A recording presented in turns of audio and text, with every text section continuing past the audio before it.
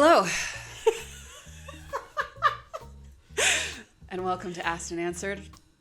You're not narrating your book, okay? This is Asked and Answered. Asked and Answered. Welcome to Asked and Answered.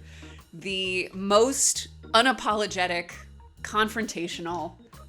I mean, we definitely cannot claim that. That's true. There's men podcasting. I'm sure there are many more unapologetic and confrontational. Like, I feel like, this is a side note, but I feel like every financial podcast that comes on my feed, which I'm always like, not interested, it's always like, this idiot spends $10,000 a month. Like, these two losers. Just like, how did this moron get into $250,000 of student loan debt, assuming that the federal programs would still be available to have it forgiven after 10 years of being a doctor in an underprivileged hospital? What a moron! What a moron! And I'm like, listen, I will do many things in this life that aren't good for me, but one thing I will never do is allow a loser man to talk down to me about finances. Yeah, we're here for it. So let two women do it instead. Two incredibly cool, chic New York City women. Coastal elites, if you will. So unfortunately today we're talking about Trump. I'm sorry. We just got a lot of Trump-related questions. Yeah. It's on all of our minds, unfortunately. Yeah.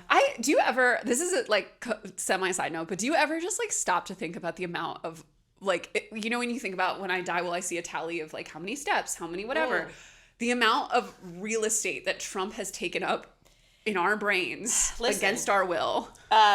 Controversial figure, but your boy Prof. Galloway and his son got into that conversation. I saw a snippet like 2-3 months ago where his son was talking about like most of my life has been having to hear dominated about by him. This man. Shout out Scott Galloway, my beloved Scott Galloway, who has one deranged opinion for every 3 great ones. But I do feel badly for people in their early 20s. We're like, yeah, it has been like your whole life, really, that we've had to be talking about him. Oh, for sure. And part of the reason that I do enjoy listening to Scott Galloway's podcast sometimes, certain topics I can't bear to listen to him on, but like I've heard enough about the male loneliness epidemic. Okay, like make friends, text each other, call each other.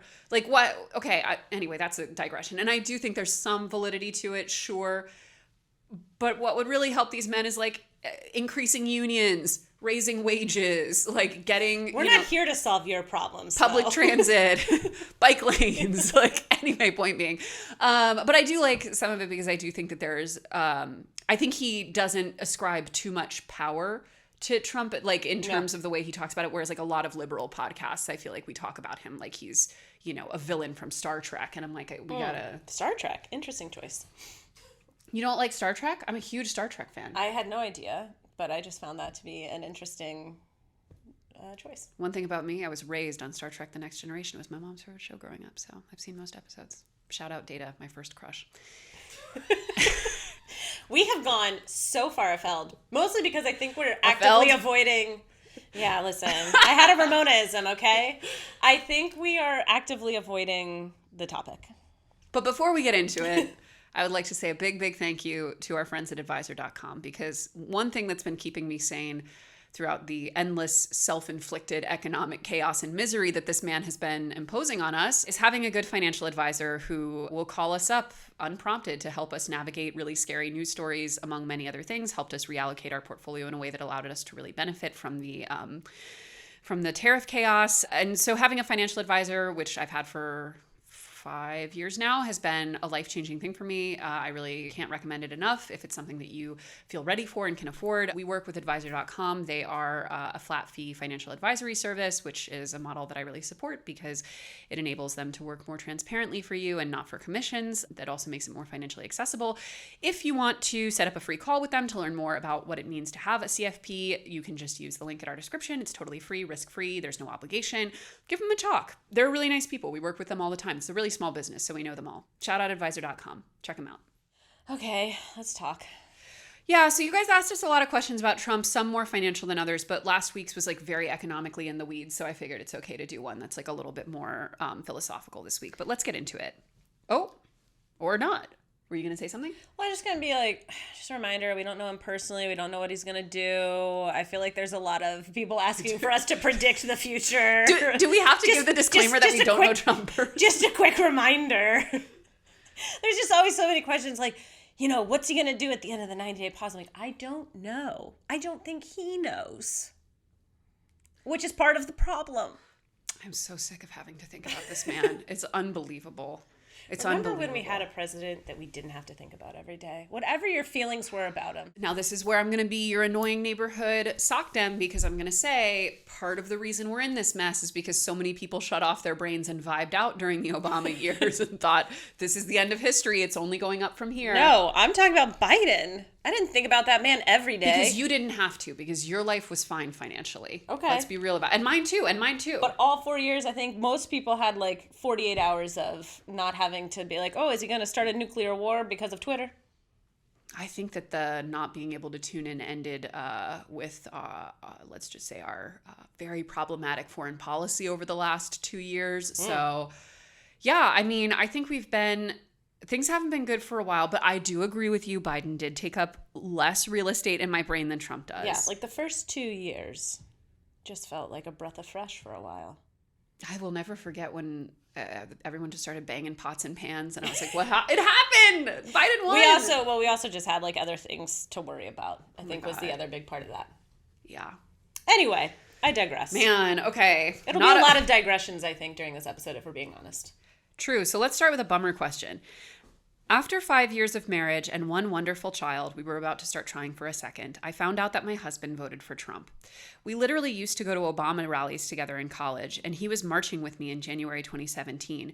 But I guess him getting into fitness over the past few years took him down some very questionable YouTube rabbit holes, and now we're here.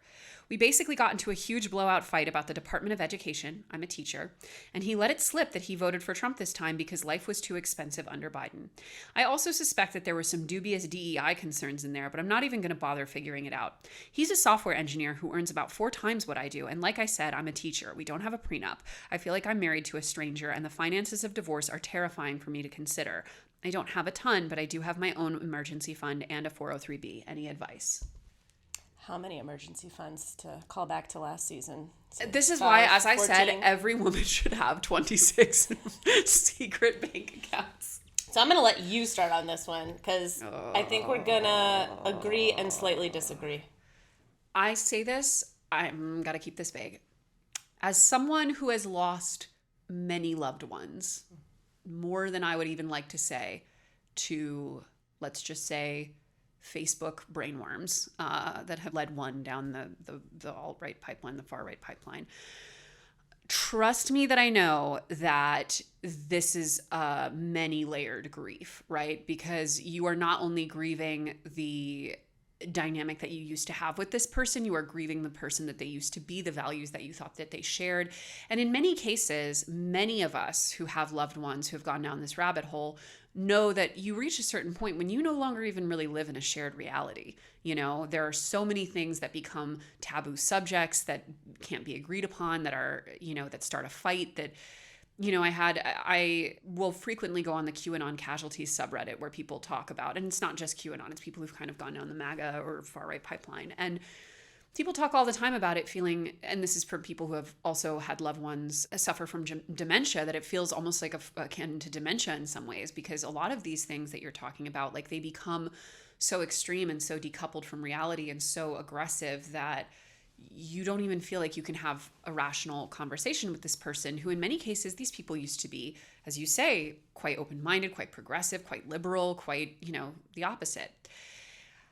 I also think that, in my life, when I look around, I'm a coastal elite. As I said, I'm a lib, further left than many probably. But either way, I'm a progressive woman who works in a progressive space and generally exists in a progressive social environment. I would say about probably over 50% of my friends now and loved ones have lost many people to a similar. I mean, look at the numbers, right? The numbers don't lie. This man won the popular vote this time. So I think that it's, and I should also say, the people in my life who have lost loved ones to this, they are diverse in every way you can imagine. These are my LGBT friends. These are non-white. These are non-American in many cases. I have a lot of French people whose parents have gone down far-right pipelines and are obsessed with Trump from France. Talk about loser energy. You don't even go to the school. Here. Exactly. So this is a problem. I think that if we think that this is just, I think a lot of people tend to think of the sort of MAGA caricature as like a middle-aged white man with a beer belly in northern Florida who drives trucks with American flags on the back of them and, says like, get her done and stuff. And I think that we're really deluding ourselves / are in a very insulated social and economic and educational bubble if we think that that's what MAGA looks like now, because it doesn't.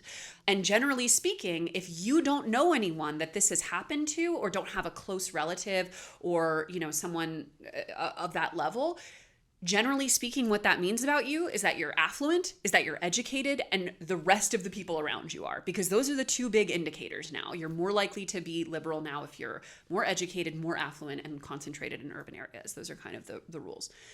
So I want to say that I think that the choice of what to do with people in your life that go down this route is a very nuanced one. And I think there are many factors at play in deciding what your decision is as a result of this, the proximity you feel you can keep, etc. In a previous episode, when a man was hiding the fact that he lost his job and got into $60,000 of high interest credit card debt, and I believe was probably pushed out of that job for quite sketchy reasons based on the information we were given, I was unequivocally like, I would personally not stay with this person. I don't think you can. I think it's such a violation of trust. In this instance, I think both for financial and personal reasons, as you rightly say, divorce could be financially ruinous for you and could also, in the meantime, really upend your life in a lot of really tragic ways. I think that it is not wise as a country or as an individual to automatically say that anyone who voted for Trump for any reason should be dead to you. And also, in the case of someone you have a child with, they literally can't be. They will be a co-parent for you for the rest of your life. So you're not getting rid of this person, even if you divorce them. You still have to coexist with them. They will still be 50% of your child's rearing and education. Ideally, we all know dads don't show up 50% of the time, but in theory is 50% of this, and someone you will need to coexist with. My personal advice, financially aside, would be try to drill down as much as you possibly can on, you said YouTube rabbit holes. What are we talking about? You said voted for Trump for economic reasons. Let's research on that, mama. Like, are we talking conspiracy theories, or are we talking, my cost of living got out of control, so I just wanted to get the current administration out of office and didn't think Kamala would be helpful? Like, I think we need to really drill down. I think we need to decide what are our boundaries around, do we need to go to counseling? Do we need to, I think there's a lot of steps you can take, but I don't think for both personal, but also very purely financial and logistical reasons that I would necessarily automatically hit the eject button and launch yourself into what is likely to be a very contested divorce. Because also keep in mind, unless he's gone completely off the Richter scale, which is possible, and that's something you really need to look into, because trust me, every day on the QAnon casualties subreddit is a woman whose husband has gone down at the craziest possible rabbit hole and has guns in the house. So trust me that there's a big range, right? There's a huge range of what this could look like. But if he's a relatively normal person who made a very ill-advised choice for what he thought was economic reasons, if you up and leave him tomorrow, that's devastating for him. And he's probably not going to understand it. And he's probably not going to be able to rationalize it, which is not a good ingredient for an amicable, easy, inexpensive divorce. Also worth keeping in mind. I think it would also further entrench his viewpoints about both women and liberals and, whatever else. The thing that scares me the most, so I concur. The thing that scares me the most for you is, yes, which version of the rabbit hole is it? And are we going down the, I want a trad wife, I want, a very traditional dynamic in my marriage, I want you to quit your job and just be a wife and mother. Now, I'm saying that not to diminish anybody who works full-time as a mom or, at home, who has left the traditional workforce. That is not my point. My point is, if that's not you, never has been you, you've always been very honest about it, you already have a child, you've remained in the workforce, it's important to you, you love your career, and all of a sudden your spouse is pushing to isolate you out of that and to make sure that you are not earning your own living, which actually puts you in a position of complete dependence on him, that's a red flag. The bigger question is, yes, what kind of versions of rabbit holes, but also can you be honest with him about how this whole thing made you feel? You're telling us about how it made you feel, and it made you feel like you were ready to invoke the word divorce, which is, that's huge. Like, that's a real fast leap, which also makes me feel like there's some other stuff going on. Quite possibly. And are you safe enough and comfortable enough, like emotionally, physically, practically, to have that conversation with him? His reaction to it can also be telling. I very much agree with counseling. I do think that it's worth getting a third party in there to have some conversations about, it's okay to disagree politically. It's okay to be married to somebody that doesn't vote in complete alignment with you all the time. But the question is, particularly with someone this level of polarizing, what was their real reason? And also is the economy felt bad. Is that like the real reason, or is that we think that's a socially acceptable reason to give you this answer? You flagged kind of DEI. That raises a lot of questions.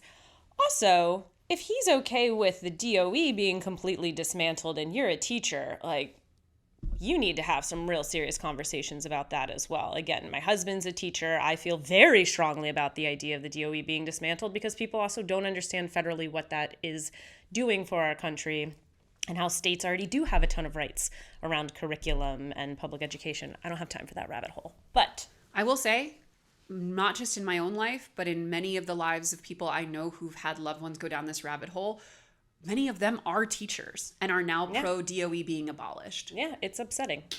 If you don't experience this in your life, people really underestimate the prevalence, the way that it doesn't discriminate. People from all stripes can get sucked down these rabbit holes. I mean, and it's not new, right? Like, people look at the number of immigrants or descendants of immigrants who voted for Trump. That phenomenon is not new. It's not unique. In fact, across the world, globally, some of the groups that report the highest level of anti-immigrant sentiment are immigrants, are former immigrants and the children of immigrants. And there are many socioeconomic and social reasons for this. I think we need to understand that this is a problem that we have to coexist with on a much deeper level than just an increasing number of the population is just dead to us. Yeah, because that's not effective or helpful. I also think it's important to have people in your life who think differently than you do, and that you are able to then also preferably have rational reasoned conversations with. But I know quite a few people who voted for Trump that I'm also able to sit down and have hey, I'm genuinely curious on this particular policy, or what made you make that decision, and have had actual reasoned, rational conversations that leaves me with some information as well about why people feel a way that maybe I don't. Again, everybody lives in a bubble. I know it's easy for us to be we live in New York, we're in a bubble, but also everybody's bubbled in their own way. And it is important to have exposure that's not just the internet, that's actual real life conversations with real people. I will caveat that and say we are affluent heterosexual white women. So for us, to be across from a Trump voter is less existentially threatening. And for example, if I'm a trans person, I in no way would expect to sit down across from someone who voted to push me out of existence and be tell me more, I'm also not saying go out on the street and be hey, you have a red hat, let's have a conversation. I'm saying if you have people in your life maybe who you already are going to be in a room with and feel safe enough to have a reasoned conversation with. But I've been at a Thanksgiving table or two where I've had an opportunity to have a conversation with someone, is what I'm saying. Totally. And I just want to acknowledge that in many cases, matters of political difference are very much rising to the level of not being able to be in contact with people. And that's totally valid. But that also brings us full circle back to the beginning of this question. I think where we're saying, we're not carte blanche telling you, leave them. Because, again, we don't have all of the information. And we don't know what version of this he's gone down. Are you still safe at home? How's your child? How do you feel he's going to be as a dad? Do you think that this is going to really influence how he parents your child? Do you think that's safe for your child? But he also would be parenting your child completely without your supervision in the case of a divorce. So there are so many complicated layers to this, but I do think it is important to not just completely write somebody off because they voted against the way that you voted, but at the same time, having a very good understanding about why they made that decision when it seems against type for who they were to begin with, which I feel we're now kind of getting into circular logic here.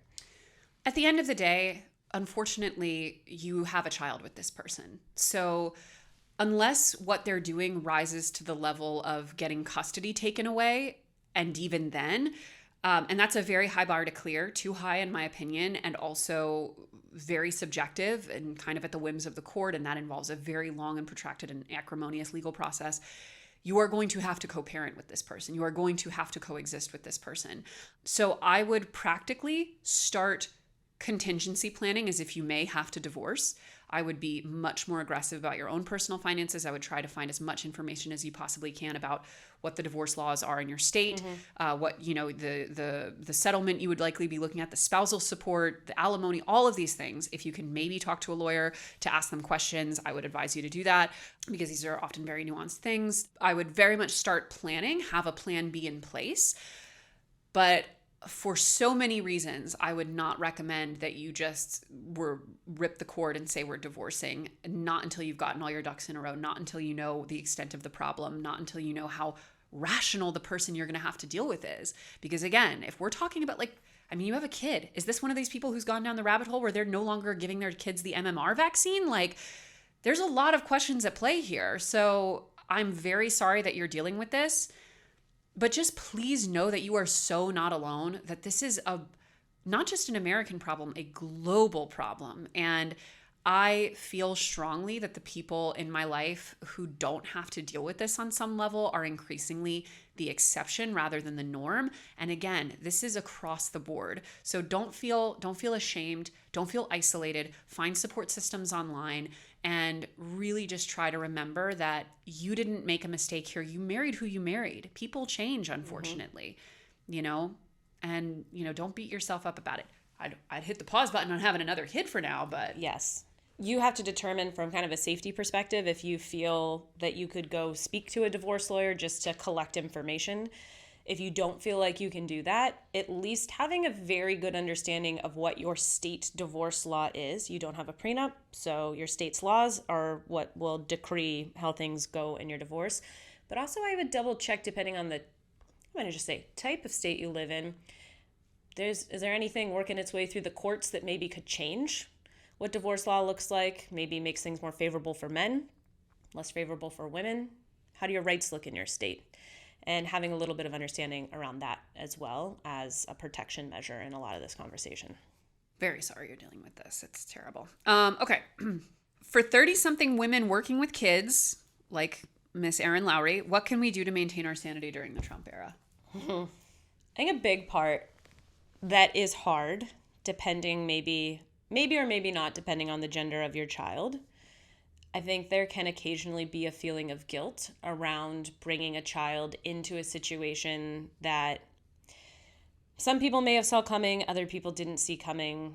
Sometimes I take solace in the fact that children have had very well-adjusted childhoods in more chaotic situations, and I can only control the environment that I am raising my child in. I am choosing to live in a state and city where I feel that my right and my child's rights are protected, no matter the type of person my child grows up to be. Thinking through what do education systems look like, how protected are public schools, because let's be honest, I don't know that I can afford a New York City private school.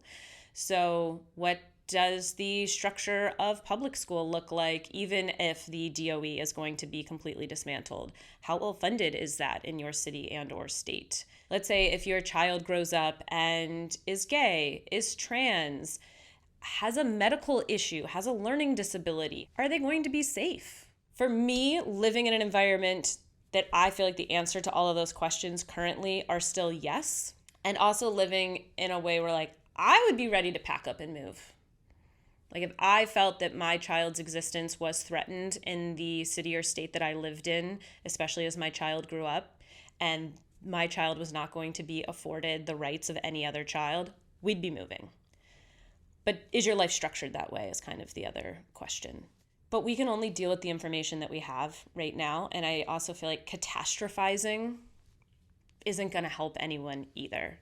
So your child is already here. And I hope that parenting is going as well as it possibly can for you. I hope that it has been a happy experience outside of the stressors externally, and that you can relish and find joy in just all of the little moments. And also that your partner is pulling their weight, assuming that you have one. And if they're not, that needs to be a conversation, because I have started to notice, you mentioned in the last season the vast gulf between people whose parents are, financially secure as they age and who are not, and how that really trickles down. The amount that I have started to notice a difference between those who have supportive partners who take on at least 50%, if not more, because it's never going to be like a dead even 50-50. There's a pendulum that's going to swing back and forth. But people who are in equal partnerships and people who are not, that is where a seismic gulf seems to exist between the satisfaction of parenting as well. So if you do not have a supportive partner, that also needs to be a big conversation with your person too. I'll just say this. We live in a country that, more than I would say almost all other developed countries, really forces a winner-take-all system, really forces a sense of atomization, and really destroys community at every level, particularly as it pertains to children. The school systems and how they're funded being a perfect example. They're based on property tax. They vary widely from district to district, even street to street here in New York City. You can go to the Upper East Side and see some of the most resourced, moneyed, affluent, well cared for children in this country who, on top of everything they already have at home, are then sent to some of the most well-funded and well-connected prep schools in the country that then become feeder schools for Ivy League universities. And then you go 1.1 miles up north to the South Bronx, and you see children who don't have enough books in their school, don't have enough to eat at home, are often living in really, really tenuous financial situations. Many kids who are part of the foster system, you see a level of extreme inequality among children all over the country, but especially in urban areas where, to your point, you're likely to be a little bit more insulated from some of the impacts of the Trump administration in particular. If I could say one thing as a non-kid having person, is that many people's response to stress as a parent is to become even more hyper-focused on their own child. And the welfare of their own child, and the access and the resources and the life that they're living. As a former nanny to affluent individuals, that was universally the case. Very much making sure that my kid gets absolutely everything. And I don't even think that there was even an awareness necessarily of what was happening to the kids around them outside of, let's say, their private schools. So trying to invest more in community in every way, being involved in your community, volunteering, learning more about the community you live in, and people who are outside of just your block, outside of, in the case of New York City, just your building, outside of your school district, outside of if you go to a private school, which I have a lot of, thoughts about, but don't let that be a reason to just not give a shit. One of my favorite articles about not having children was that it makes people ungovernable, because so much of what keeps people in lockstep to a lot of really destructive policies is not having the bandwidth, not having the resources to be able to look beyond your own immediate family situation, your own immediate finances. If you have the financial flexibility, the time flexibility, even a little bit, to extend more into your own community, don't let the anxiety of the time you live in be a reason to retreat even further into only caring about yourself and your immediate family. Try to extend it out to the community, because you see it every single day here in New York City, and it really gets me. It really does.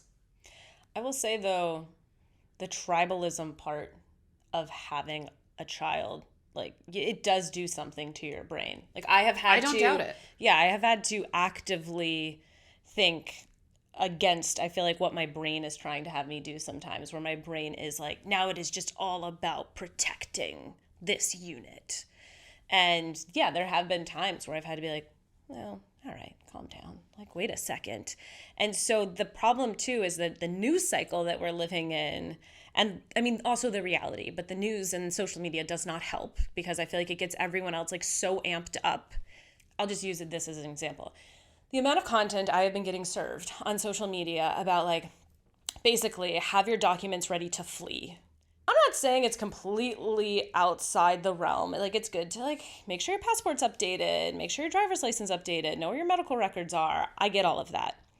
But the tenor, the way it's being treated as, like, it's time, we must all leave and evacuate.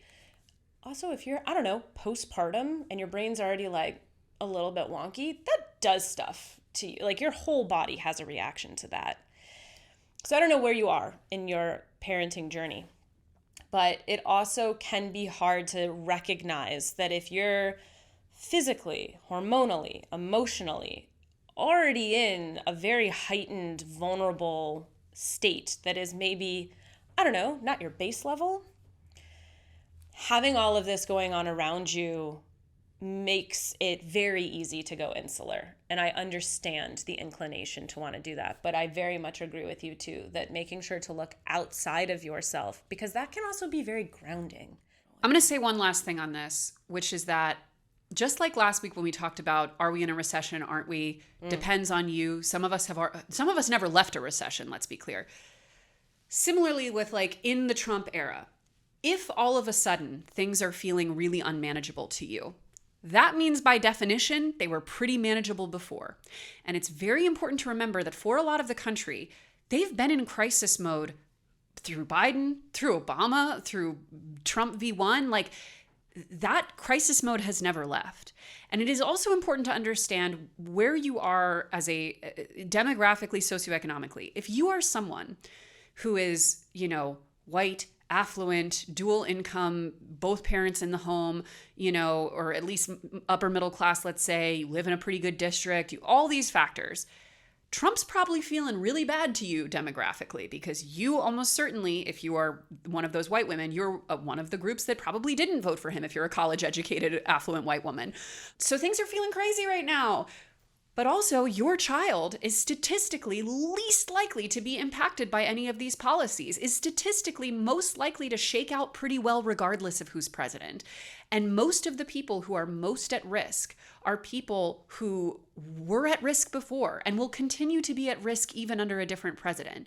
And if you're like, you go down to fucking the West Village or Park Slope, those parents are losing it. They're like, the world is coming apart at its seams. What's going to happen to little Astrid or little Oliver or whatever all those kids are named? You go up to the South Bronx, you think that anything's changed for most of those people? Probably not. What has really changed is, for example, if you're undocumented, for example, if you're a federal, there are ways in which things might feel more acute now, but things were not good before. Crisis mode was already here for those children, for children living in the system of New York City, of which there are almost 10,000 at any given moment. Things were bad regardless. And actually what's more impactful to them on a day-to-day basis is going to be who's elected to the state assembly, who's elected to the city council, who's elected mayor. Vote Zoran, June 24th. Rank him as number one and don't rank Andrew Cuomo. All of this is to say, I think there is a slight, and I check in with myself about this all the time, a slight narcissism in the people who feel like things are so bad now. Lucky you that they're bad now. Lucky you that they were pretty good under Biden. On a reassuring front, but also this goes to the point of lucky you that they were so good before. Studies have pretty much shown that if a child has a loving parent or parents, security about where they're living, doesn't have to worry about food scarcity, a good place to sleep at night, maybe some books, they're going to be okay. Like, a lot of the panic about all of the other things, especially in the archetype also of what you're describing, is people who do tend to be more affluent, who are going to be stressing about, like, is this type of pedagogical thing, are we going Waldorf, are we going Montessori, are we doing this, are we doing that? Like, that's not what's going to be the game changer for your kids. But the other thing I do come back to is that as your child grows and as you discover who your child is as a person, and if those rights are at risk, then that's where I very much understand the panic around, is there a contingency plan? Do you have options? And maybe that's something, talk about our secret emergency funds. Maybe that's something that you start financially preparing for, as just having a contingency plan in however you are structuring the future of your finances, so that if you live in a state where you are concerned that no matter who is president, your child may not in your state have the rights that you think your child should be afforded. Maybe you are planning for an option to leave. And that might be a way that you feel in this moment you can have control. I literally hate my job so much, but I feel like at this particular moment in time, quitting would be an extremely bad idea, especially because my choice is to stay in what I do, risk management for a hedge fund, and hate my job pretty much wherever I go, or change careers and earn way less so I can't afford my life anymore, LOL. But is it time to maybe say screw it and just go live in a van or something? I can't tell you how much working for a bunch of hedge fund assholes every single day, we're back in office 5 days a week, yay, is draining my sanity, especially in this current political moment. This cannot be the point of human life. I agree it's not the point of human life, but also I think van life has been glorified. Let me phrase it this way. This is one of those memes where it's like, if you're broke versus what's it called if you're rich. That van life thing. Because some people call it a trailer and some people call it van life. True. And I feel like it's looked down upon if you're on one end of the socioeconomic spectrum, and if you're on the other end, it's like, it's Instagrammable and chic. I don't know. I was lucky enough to be put on this earth in a time of indoor plumbing. I'm not going to voluntarily shit in a box in a car that I also have to drive around and live in. Anyway, I don't even drive anymore, so. I do feel like part of this is probably the ethical conundrum of working for a hedge fund, if I were to guess. Yeah, sure. I mean, listen, are there jobs that are less ethically compromised than working for a hedge fund? Sure. Is a hedge fund even the worst of the offenders when it comes to the finances? Of the finances? Not at all. Not even close. No. Not even close. Family office, calm down. Family office, call me later. Snooze, honk shoe. Yeah, obviously, like if you're working in the healthcare sector for, the private equity industry, yeah, you're probably the baddie in this situation. Like there is always a spectrum of ethical compromise. But like I work in the financial space. Most of there's no way to exist in the financial space. I invest in the S&P 500. You think that's not problematic? My God. So I don't think that's the question. I think if you really hate your job, like take rational steps to leave it, but don't quit. Don't quit right now. Jesus Christ. Yeah, I guess like the tough love easy answer is like, no, don't quit. Yes, update your resume and put out feelers. Yeah, and also like you're one of the few people, if you're working in risk management for a hedge fund, you're not making the money that like the investors are making, but you're probably making pretty good money. You could be making over $200,000 a year, maybe even over $3,000 depending on where you work. But you're one of those people who could go to grad school. You're one of those people who could afford to like make longer term life moves, but like yeah, don't blow it up for not in this economy, honey. Well, also the line of I couldn't afford my life. If you are genuinely interested in pivoting or quitting, you should downsize your life first and then pivot, as opposed to quitting and then trying to figure out how to afford everything. Because that puts you in such a vulnerable position financially. Also, if you don't like that you work with people who probably voted for Trump for purely tax cut reasons, go work a blue collar job. You think those people didn't vote for Trump, at least half of them? Work any blue collar job in this country, you are statistically way more likely to encounter Trump voters. So I do think it's fairly naive to assume. In fact, statistically speaking, working at a hedge fund, it's probably a healthy mix. And yes, some people were probably just like re-up those tax cuts, but a lot of people, again, statistically probably voted for Biden or Harris, whatever. But yeah. We don't even remember at this point. At this point, 6 of one, half dozen of the other. A million years ago now. A million years ago. But I think also, listen, where I will shout you out on an existential level is throughout my life, I'm 36 now, so I'm starting to see people enter a more mature level of their career. A lot of your 20s, I don't know how old you are, but a lot of your 20s, it can feel like you're really finding your footing in your career. And this is when you start to really hit that stride. And then ideally you're peaking in, your later 40s, early 50s in your career in terms of, performance and things like that.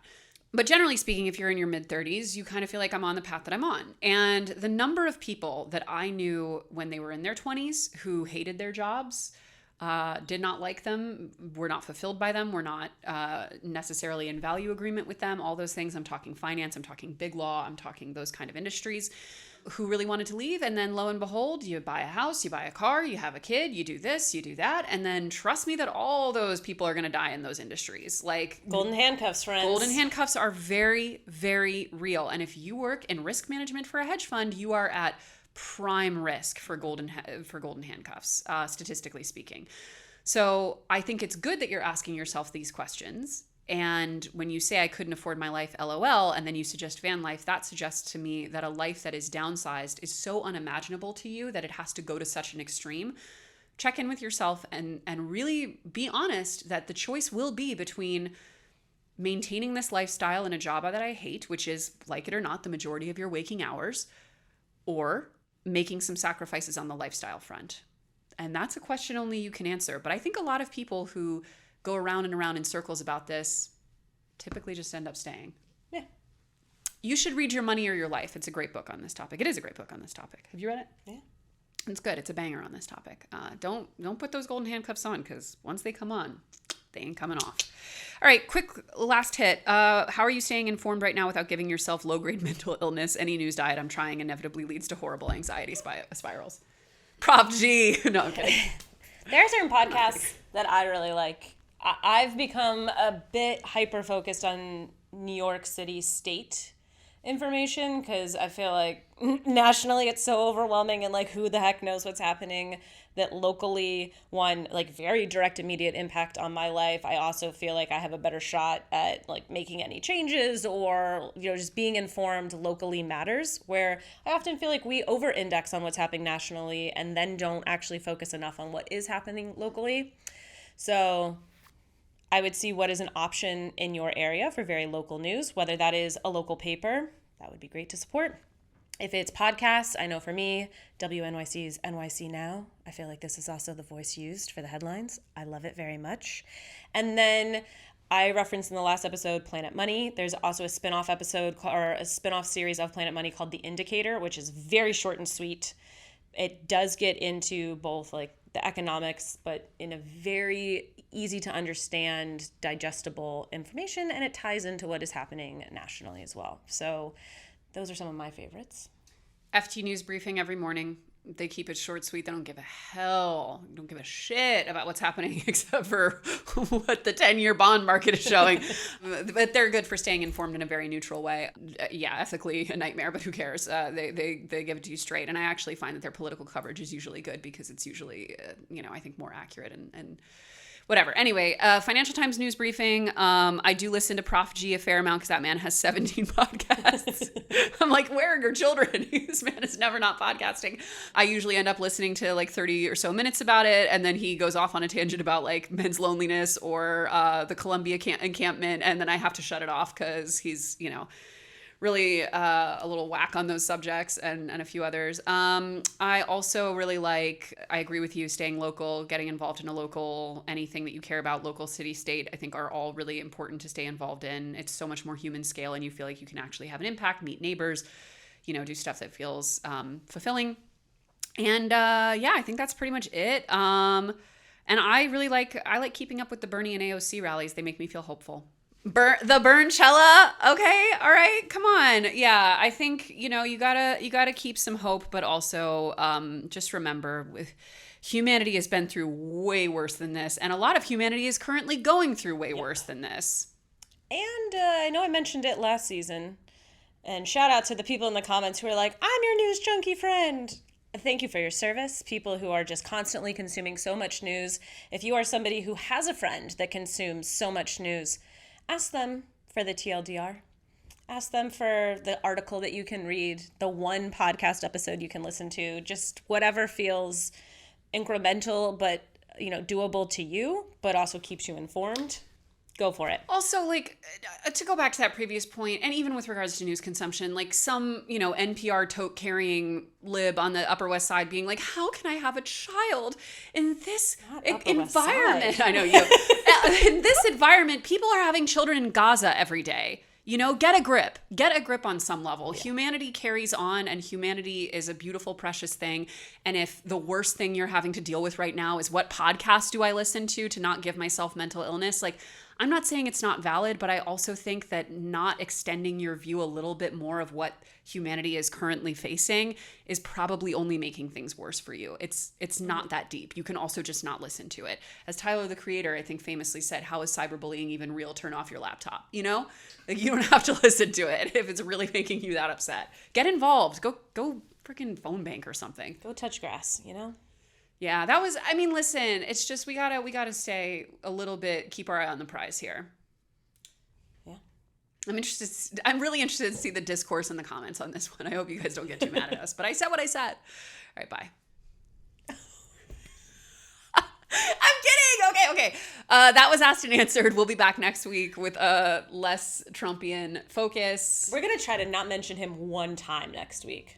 Can we do it? I don't know, man. Go to advisor.com, link in our description, set up a free call, and then go to brokemillennial.com, Broke Millennial blog on Instagram, or Broke Millennial book series available wherever books are sold, or your local library. Support your libraries, for the love of God.